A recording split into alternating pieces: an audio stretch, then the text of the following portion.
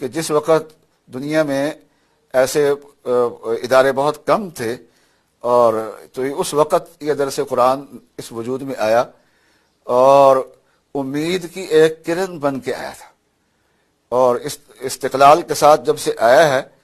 تو استقلال کے ساتھ لگا ہوا ہے، بہت دور تک لوگوں تک یہ بات پہنچا رہا ہے۔ مسجدیں یہ تو ہمارے ہدایت کا مرکز ہیں، وہاں پہنچ کے جو لوگ دین کی بات سنتے ہیں،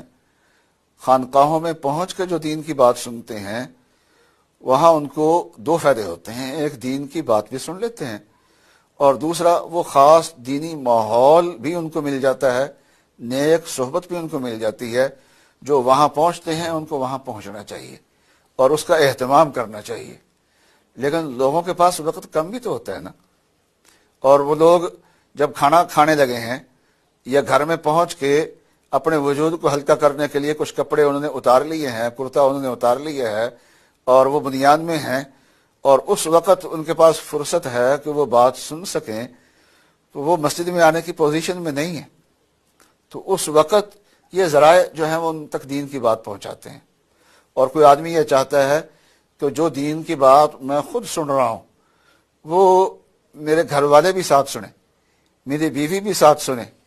تو یہ ذرائع جو ہیں جو ادارے یہ کام کر رہے ہیں آواز پہنچانے کا، تو یہ اس کے برکت سے ایک آدمی جو ہے وہ اپنے گھر والوں تک بھی دین کی بات پہنچا سکتا ہے، تو یہ بہت مبارک ہیں اور مجھے بہت خوشی ہوئی ہے۔